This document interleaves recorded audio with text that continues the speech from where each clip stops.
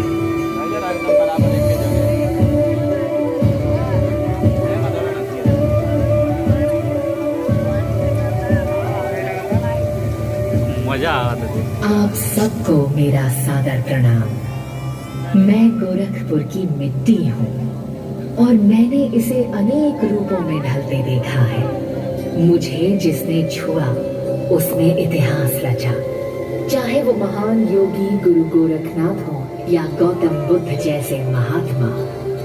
अगर एक और भारत के आजादी के दीवानों ने अपने लहू से मुझे सींचा, तो दूसरी ओर प्रेमचंद की लेखनी और भाषा ने मुझे नई परिभाषा दी।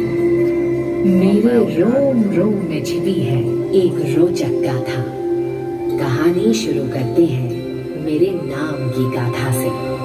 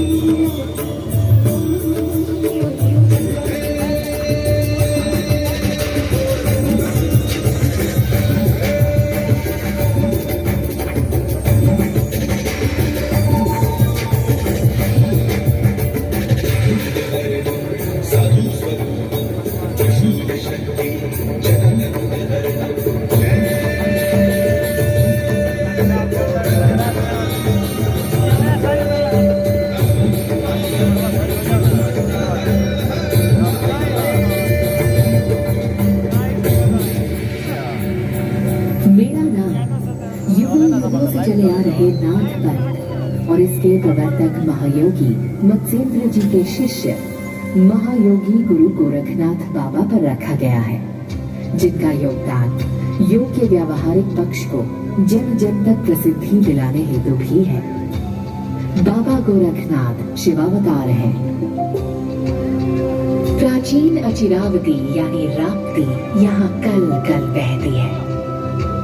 रमणीय गोरखपुर ने बाबा गोरखनाथ का मन मोह लिया।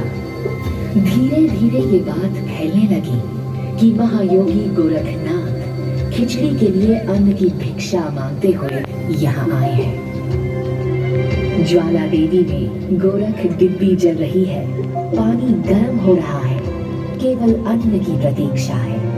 बस फिर क्या था, हजारों श्रद्धालुओं ने खप्पर में खिचड़ी भरना आरंभ किया।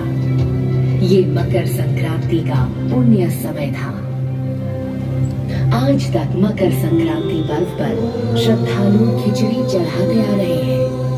एक पूरे माह तक चलता है ये आयोजन। मकर संक्रांति का महीना गोरखनाथ जी की योग सिद्धि का सांस्कृतिक एवं आध्यात्मिक प्रतीक है।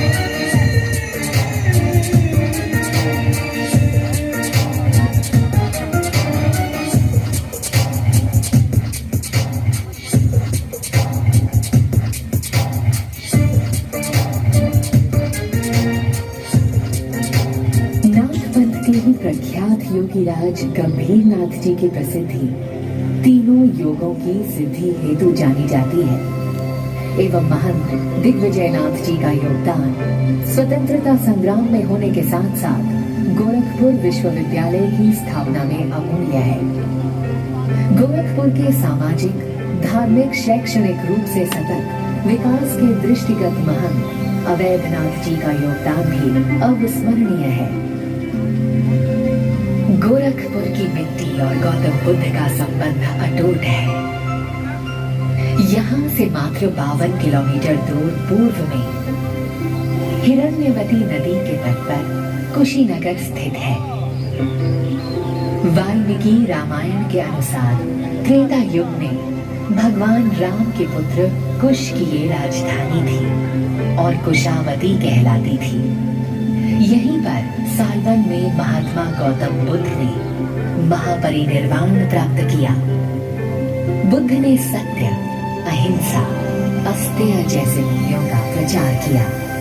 वर्तमान में विश्व स्तर पर मानव मात्र की समानता के जो स्वर सुनाई देते हैं, उनका शंखनाद सर्वप्रथम गौतम बुद्ध ने ही तो किया था। कुशीनगर में भगवान बुद्ध के अस्थि अवशेषों पर विशाल स्तूप के अवशेष आज भी हैं, जो रामाभार स्तूप स्थल के नाम से प्रख्यात है। यही भगवान बुद्ध पंचतत्व में विलीन हुए। यही महापरिनिर्वाण मंदिर में भगवान बुद्ध की लेटी हुई मूर्ति भी है।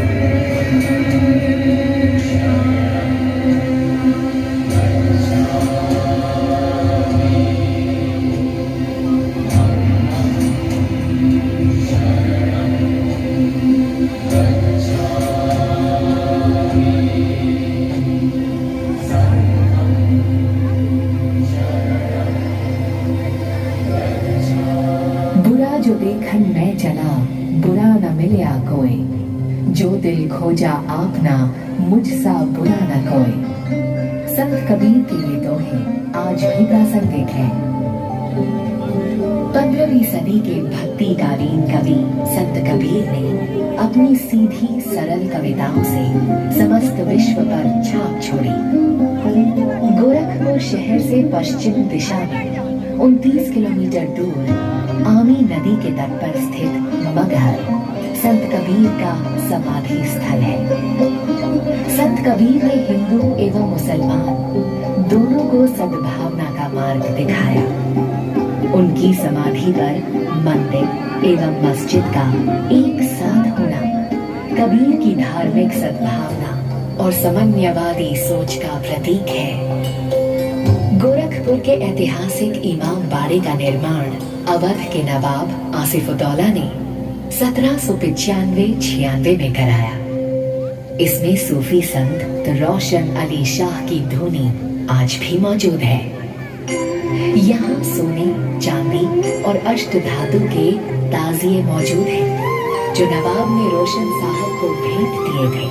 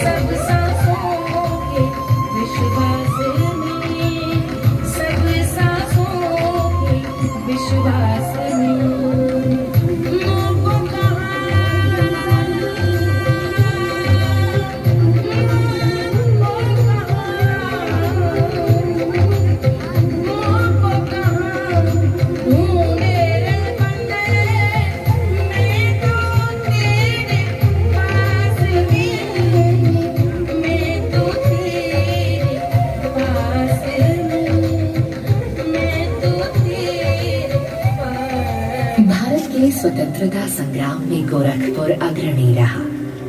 गोरखपुर 1857 की क्रांति में अमर शहीद बंधु सिंह जी की फांसी, असहयोग आंदोलन, चौरी चौरा, दोहरिया कला में किसानों की फांसी जैसी कई महत्वपूर्ण घटनाओं का गवाह है। अमर शहीद बंधु सिंह जी द्वारा स्थापित मां की पिंडी तरकुलहा देवी आज भी जन जन में पूजनीय है, जिसके नाम से अंग्रेज कांपते थे, जिसकी कविताओं पर देश झूमता था, जो मैनपुरी साजिश और काकोरी कांड के लिए प्रख्यात थे, वो राम प्रसाद बिस्मिल यहीं गोरखपुर में ही शहीद हुए थे।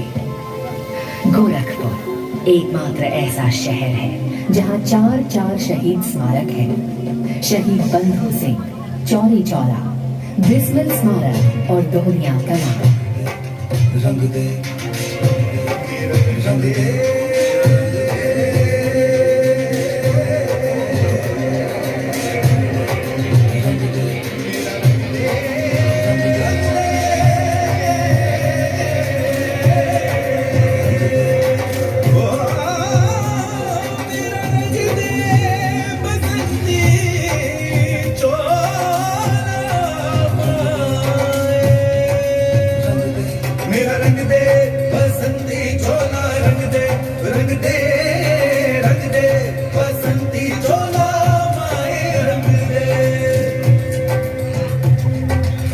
चोले को पहन शिवाजी खेले अपनी जान पे,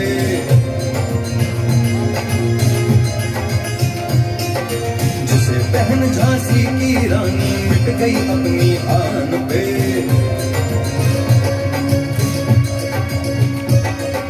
जिस चोले को पहन शिवाजी खेले अपनी जान पे, जिसे पहन झांसी की रानी मिट गई अपनी आन पे। आज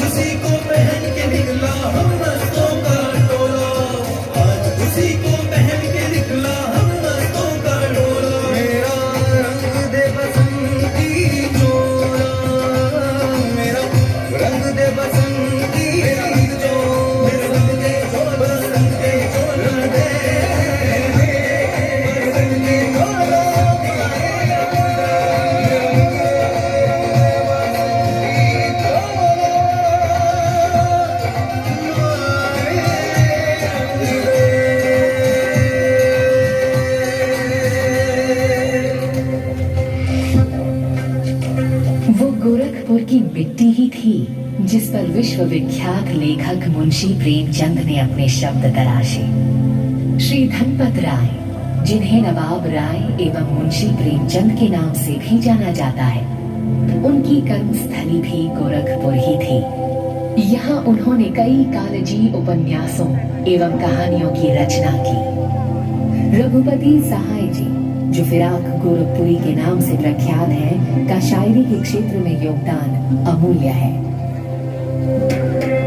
भारतवर्ष के महाकाव्यों एवं साहित्य का परचम आज पूरे विश्व में लहरा रहा है। गीता प्रेस ने उपनिषद, भगवत गीता, रामायण, महाभारत के साथ साथ कल्याण पत्रिका को विश्व भर में जन जन तक पहुंचाने का पुनीत कार्य किया जा रहा है। कल्याण पत्रिका के आदि संपादक श्री हनुमान प्रसाद पोद्दार जी थे। हिंदी, अंग्रेजी तथा अन्य भारतीय भाषाओं में 1600 पुस्तकों का प्रकाशन मुद्रण गीता प्रेस में आज भी होता है। श्री जय दयाल गोविंदका जी और श्री घनश्याम दास जलांजू द्वारा स्थापित ये अखिल भारतीय संस्था आज हमारी धरोहर है।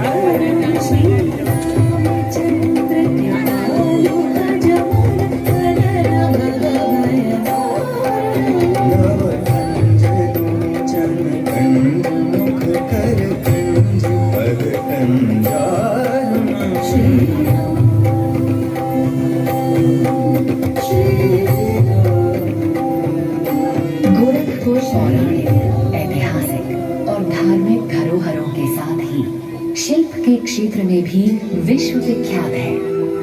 शहर से 15 किलोमीटर दूर औरंगाबाद गांव टेराकोटा हस्तशिल्प के लिए विश्व भर में प्रसिद्ध है।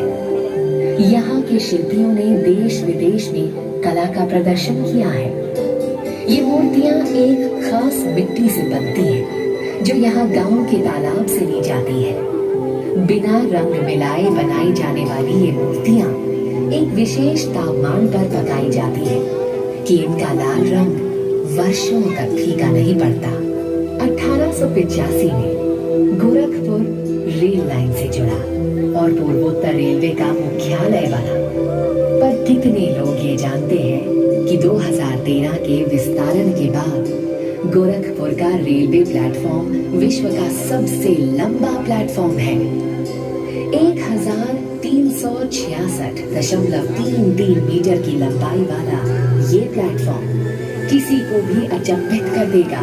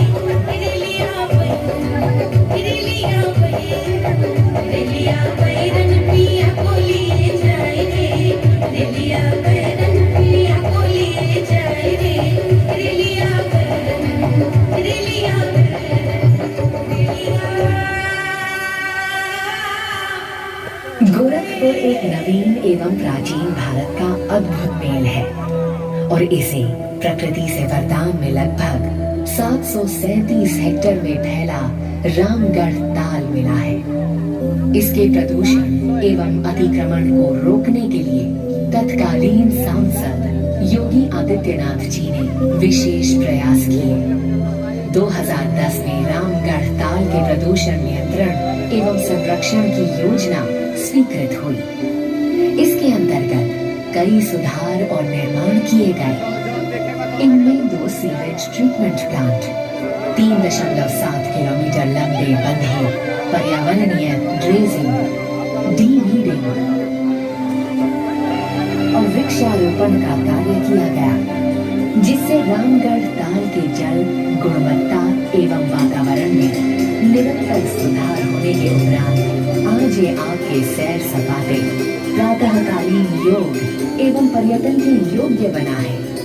किंतु आज भी कुछ पढ़े लिखे लोग इसके आसपास कूड़ा कचरा डालकर ताल की शोभा बिगाड़ रहे हैं। ये ताल आपकी धरोहर है, इसे स्वच्छ रखना हमारी जिम्मेदारी है। जैसे मैंने गोरखपुर की मिट्टी ने आज आप सबको गर्व का आभास कराया है, आइए हम ये प्रण लें कि हम एक जिम्मेदार नागरिक बनकर इस मिट्टी का ऋण चुकाएंगे। इसी कामना के साथ मैं आप सभी का अभिनंदन करती हूँ।